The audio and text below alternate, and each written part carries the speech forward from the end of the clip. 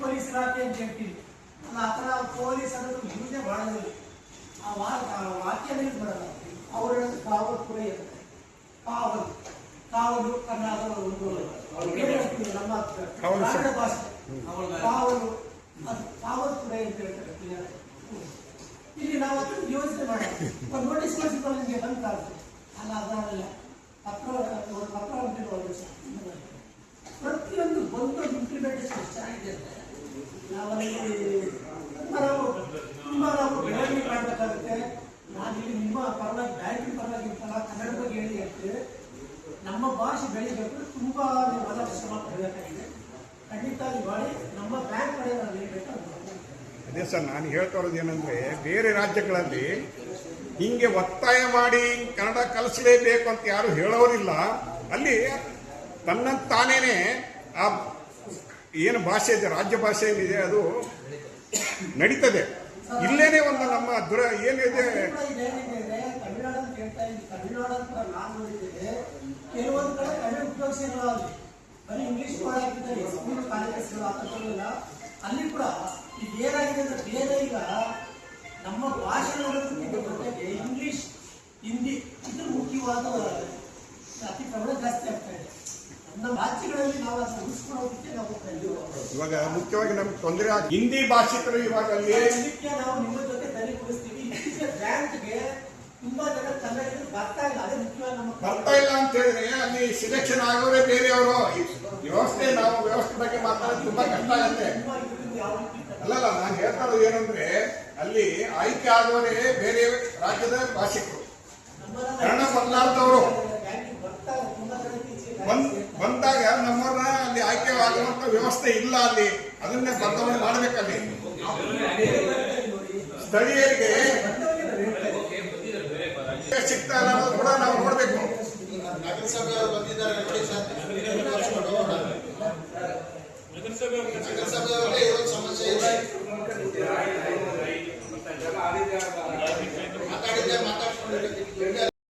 Commissioner ಗಮನಿಸಬೇಕು. ಅದಕ್ಕೋಸ್ಕರ ಅದನ್ನ 20 ತಾರೀಕು ಜಾಗೃತಿ ಜಾಥಾ ಹೊರಟಿದೆ ಅಂತ ಹೇಳಿದ್ದಾರೆ ಕಮಿಷನರು. ಆ ಜಾಗೃತಿ ಸಮಿತಿಯಲ್ಲಿ ಎಲ್ಲ ನಾವು ಹೋರಾಟಗಾರರು ಭಾಗವಹಿಸಿಕೊಂಡು ಬೆಮ್ಮೆಲ್ ಅಲ್ಲಿ ಕನ್ನಡ ಉದ್ಯೋಗದ ಬಗ್ಗೆ, ಬೆಮ್ಮೆಲ್ ಅಲ್ಲಿ ಕನ್ನಡ ಉದ್ಯೋಗ ಸಿ ಮತ್ತು ಡಿ ಹುದ್ದೆ ಕಡ್ಡಾಯ ಇರಬೇಕು ಅನ್ನೋದು ಇವತ್ತವರೆಗೂ ಆ ತನಿಖೆ ಆಗಲಿಲ್ಲ. ತಮ್ಮ ಸಭೆಯಲ್ಲಿ ಕೂಡ ಅದಾಗಿತ್ತು. ಇವತ್ತವರೆಗೂ ತನಿಖೆ ಅಧಿಕಾರಿ ಬರಲಿಲ್ಲ. ನಾವು ಕೂಡ ಫೋನ್ ಮಾಡಿ ಕೇಳಿದೆ, ಇಲ್ಲ ನಾವು ಬರೀ ಪತ್ರ ಬರೀತೀವಿ ಅಷ್ಟೇ, ನಾವು ತನಿಖೆ ಮಾಡೋಕ್ಕಾಗಲ್ಲ ಅಂತ. ಜಾಯಿಂಟ್ ಡೈರೆಕ್ಟರ್ ಈಶ್ವರ್ ಕಾಮತ್ ಅದು ವರ್ಷ ಸ್ವಲ್ಪ ಮಾಡಿದ್ದು ಬೆಂಬಲ. ಹೌದು ಸರ್, ಮುಖ್ಯವಾಗಿ ನೀವು ಹೇಳಿದ ಎರಡು ವಿಚಾರಗಳು. ಮುಖ್ಯವಾಗಿ ನಗರಸಭೆಯಲ್ಲಿ ಕನ್ನಡಕ್ಕೆ ಧಕ್ಕೆ ಆಗ್ತಾ ಇದೆ ಅಂತ ಹೇಳೋದಕ್ಕೆ ಇಷ್ಟಪಡ್ತಾ ಇದ್ದೀವಿ. ಏನು ನಗರದಲ್ಲಿ ನಾವು ನೋಡಿದಾಗ ಈ ಬ್ಯಾನರ್ಗಳು, ಬಂಟಿಂಗ್ಸು ಮತ್ತು ಈ ಲಿಥೋಸು ಇವೆಲ್ಲ ಇದೆ. ಇದರಲ್ಲಿ ಬೇರೆ ಭಾಷೆಯಲ್ಲೇ ಆಗ್ತಾ ಇದ್ದಾರೆ. ಇದರಲ್ಲಿ ಜನಪ್ರತಿನಿಧಿಗಳು ಸೇರಿದ್ದಾರೆ. ಯಾಕೆ ಕನ್ನಡಕ್ಕೆ ಧಕ್ಕೆ ಬರ್ತಾ ಇದೆ? ಅಧಿಕಾರಿಗಳು ಸರಿಯಾಗಿ ಅದರ ಬಗ್ಗೆ ಗಮನ ಹರಿಸ್ತಾ ಇಲ್ವಾ? ಇದು ನಮ್ಮ ಕರ್ತವ್ಯನ ನಾವೇ ಹೇಳಿ ಅದನ್ನೆಲ್ಲ ತೆಗಿಸ್ಬೇಕಾ?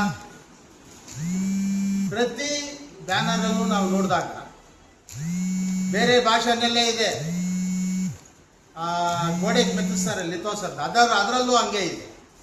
ಮತ್ತು ಅಂಗಡಿ ಮುಂಗಟ್ಟುಗಳಲ್ಲಿ ಸರ್, ಅಂಗಡಿ ಮುಂಗಟ್ಟುಗಳಲ್ಲಿ ಕರ್ನಾಟಕದ ಸುತ್ತೋಲೆ ಪ್ರಕಾರ 60% 60% ಕನ್ನಡ ಭಾಷೆಯಲ್ಲಿ ಇರಬೇಕು. ಇಲ್ಲಿ 20% 30% ಇದೆ ಶೇಕಡಾವಾರು. ಬೇರೆ ಭಾಷೆಯಲ್ಲಿ ದೊಡ್ಡದಾಗಿ ಹಾಕ್ತಾರೆ, 70-80% ಶೇಕಡಾವಾರು ಇರುತ್ತೆ, 20% ಕನ್ನಡ ಭಾಷೆಯಲ್ಲಿ ಇರುತ್ತೆ. ದಯವಿಟ್ಟು ಇದ್ರ ಬಗ್ಗೆ ಗಮನ ಹರಿಸಬೇಕು ಸರ್. ಈಗ ಈ ಒಂದು ಸಭೆಗೆ ಬಂದು ಆಗಮಿಸಿದ್ದಕ್ಕೆ ತುಂಬ ಸಂತೋಷ ಆಗಿದೆ. ತಮ್ಮ ಗಮನಕ್ಕೂ ಇಲ್ಲಿ ನಾವೆಲ್ಲ ತರ್ತಾ ಇದ್ದೀವಿ. ಮತ್ತು ಎಜುಕೇಷನ್ ಡಿಪಾರ್ಟ್ಮೆಂಟು, ಶಿಕ್ಷಣ ಇಲಾಖೆದು ಹೇಳಿದ್ದೀವಿ. ಪ್ರತಿ ಖಾಸಗಿ ಶಾಲೆಯರು ಏನು ಜಾಹೀರಾತು ಏನು ಮಾಡ್ತಾ ಇದ್ದಾರೆ, ಅದರಲ್ಲೂ ಏನು ಈ ಪ್ರತಿ ಒಂದು ಪೋಲ್ಗಳು ಕಂಬಕ್ಕೂ ಒಂದು ಬ್ಯಾನರ್ ಹಾಕ್ತಾ ಇದ್ದಾರೆ. ಅದರಲ್ಲಿ ಏನು ಕನ್ನಡ ಅಕ್ಷರಗಳೇ ಇಲ್ಲ, ಕಾಣ್ತಾನೆ ಇಲ್ಲ. ಮತ್ತು ಲೇಬರ್ ಡಿಪಾರ್ಟ್ಮೆಂಟಲ್ಲೂ ನಾವು ಈಗಾಗಲೇ ಮಾತಾಡ್ತೀವಿ, ಕಾರ್ಮಿಕ ಇಲಾಖೆಯಲ್ಲಿ ಸರ್ಕಾರದಿಂದ ಸವಲತ್ತು ತಗೊಳ್ತಾ ಇದ್ದಾರೆ, ಬೇರೆ ಭಾಷೆನಲ್ಲಿ ಹಾಕ್ತಾರೆ. ಸರ್ಕಾರಿ ಕಾರ್ಯಕ್ರಮದ ಬೇರೆ ಭಾಷೆನಲ್ಲಿದೆ ಬ್ಯಾನರು. ನಾವು ಹೇಳಿ ತೆಗೆಸಿದ್ದಾಯ್ತು ಕಮಿಷನರ್ ಸರ್ ಕೇಳಿ.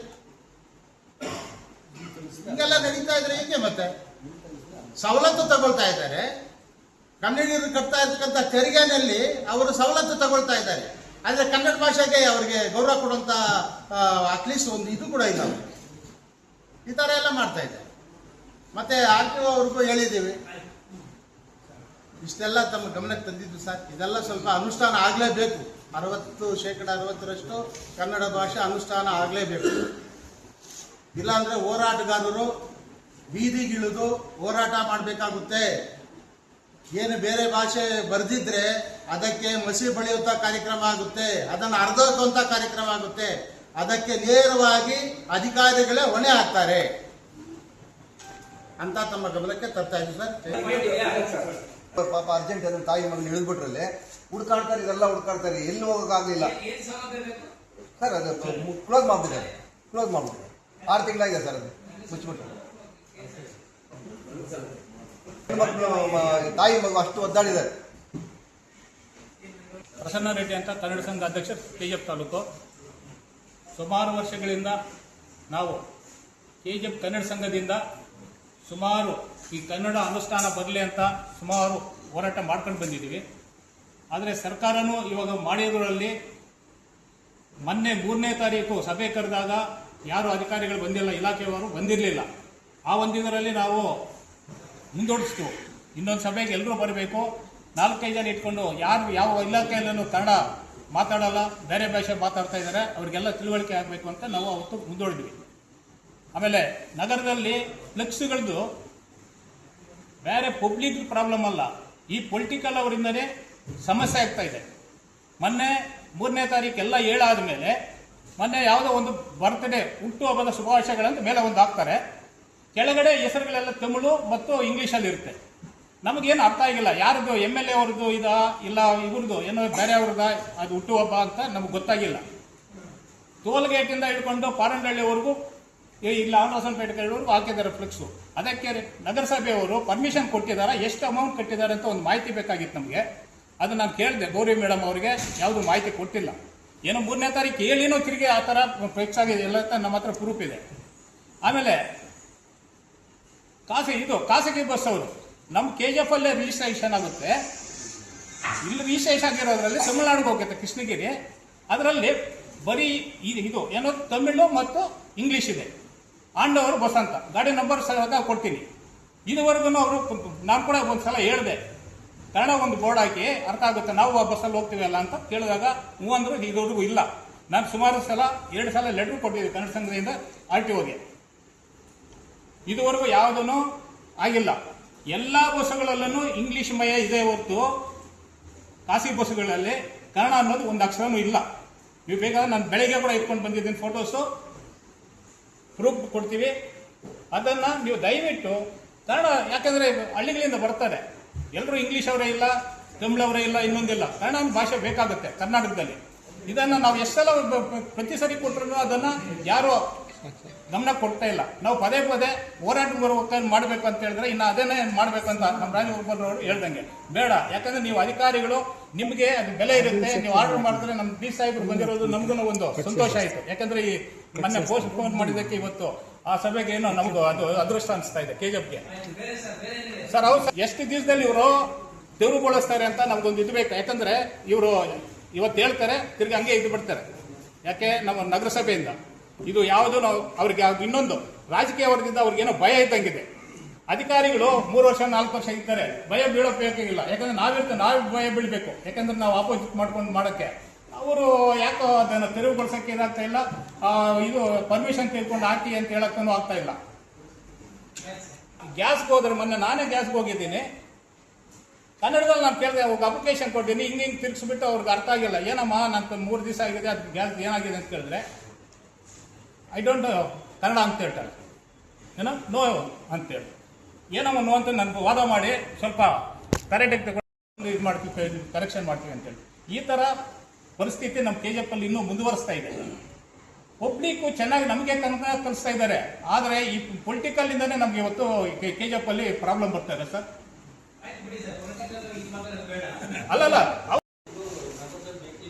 ಯಾಕೆಂತಂದ್ರೆ ಇವತ್ತು ಗಡಿಭಾಗ KGF ವಿದ್ಯಾರ್ಥಿ ಕೊಟ್ಟಂತ ಜಾಗ.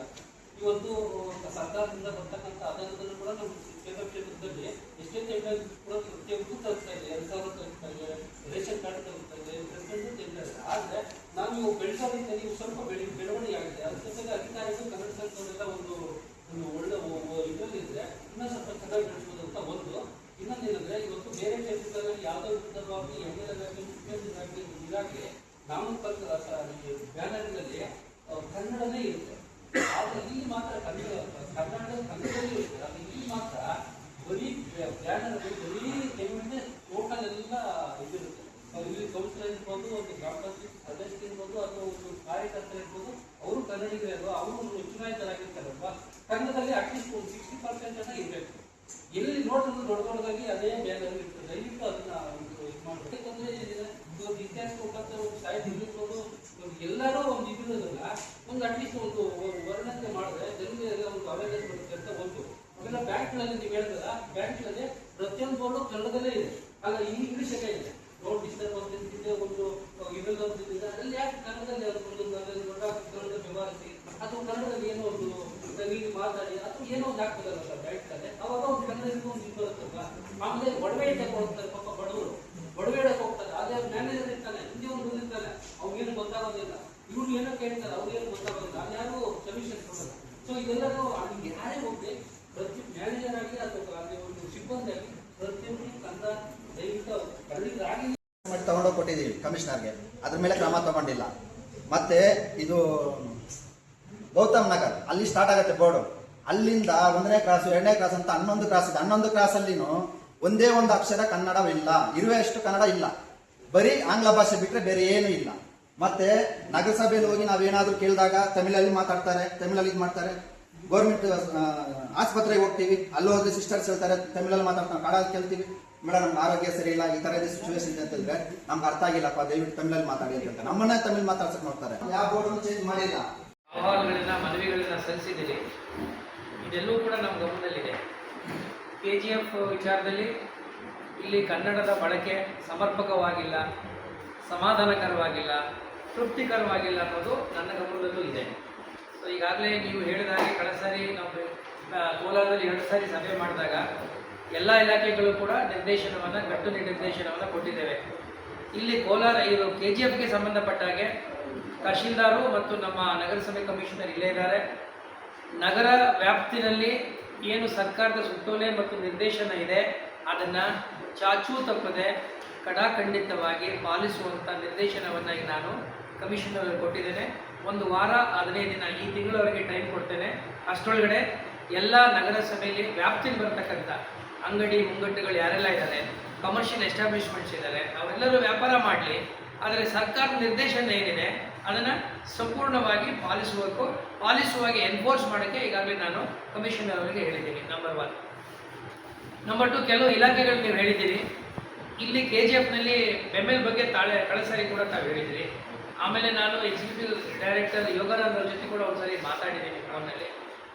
ನಾನು ಕೋಲಾರದಲ್ಲೇ ಕರೆಸ್ಕೊಂಡು ಸಭೆ ಮಾಡ್ತೀನಿ. ಏಕೆಂದರೆ ಕನ್ನಡಿಗರಿಗೆ ಉದ್ಯೋಗ ನೀಡೋದು ಸ್ವಲ್ಪ ಅದು ಪಾಲಿಸಿ ಮ್ಯಾಟರ್ ಆದ್ದರಿಂದ ಅದ್ರ ಬಗ್ಗೆ ಒಂದಷ್ಟು ಹೆಚ್ಚು ಒಂದು ಗಂಭೀರವಾದಂಥ ಒಂದು ಚರ್ಚೆ ಅಗತ್ಯ ಇದೆ.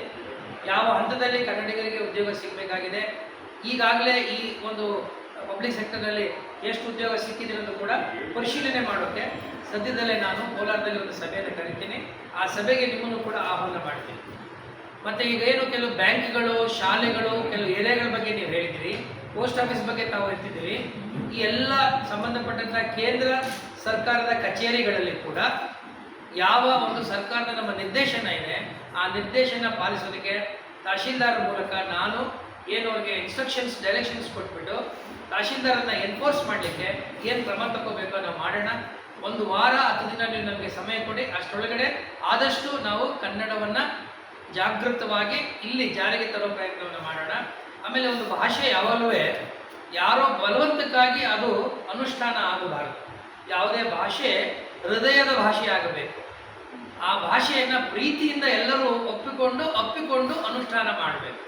ಸೊ ಆ ಒಂದು ದೊಡ್ಡತನ KGF ನಲ್ಲಿ ಇರ್ತಕ್ಕಂಥ ಎಲ್ಲ ಕನ್ನಡಿಗರಿಗೆ, ಎಲ್ಲ ಕನ್ನಡಿಗರು ಅಂದರೆ ನಾನು ಎಲ್ಲರನ್ನೂ ಸೇರಿಸಿ ಹೇಳ್ತಾ ಇದ್ದೀನಿ, ಎಲ್ಲರಿಗೂ ಇದೆ ಅನ್ನುವ ವಿಶ್ವಾಸವನ್ನು ವ್ಯಕ್ತಪಡಿಸ್ತಾ, ಅನ್ಯ ಭಾಷಿಗರು ಕೂಡ ನಮ್ಮ ರಾಜ್ಯದಲ್ಲಿ ಇದ್ದಾಗ ಅವರು ಕನ್ನಡದ ಒಂದು ಕನ್ನಡಿಗರ ಭಾವನೆಗಳನ್ನು ಅರ್ಥ ಮಾಡ್ಕೋಬೇಕು. ಆ ಮೂಲಕವಾಗಿ ಕರ್ನಾಟಕ ಸರ್ಕಾರದ ಏನು ನಿರ್ದೇಶನ ಇದೆ ಅಥವಾ ಏನು ಆದೇಶ ಇದೆ ಅದನ್ನೆಲ್ಲರೂ ಕೂಡ ಪಾಲಿಸುವ ಮೂಲಕ ನಮ್ಮ ಒಂದು ಕೋಲಾರ ಜಿಲ್ಲೆಯಲ್ಲಿ ಭಾಷಾ ಸಾಮರಸ್ಯವನ್ನು ಹಿಂದಿನಿಂದ ಕಾಪಾಡ್ಕೊಂಡು ಬಂದಿದ್ದೇವೆ, ಮುಂದೆನೂ ನಾವು ಕಾಪಾಡ್ಕೊಂಡು ಹೋಗ್ಬೇಕು. ಯಾಕೆಂದರೆ ಇದು ಗಡಿ ಭಾಗ.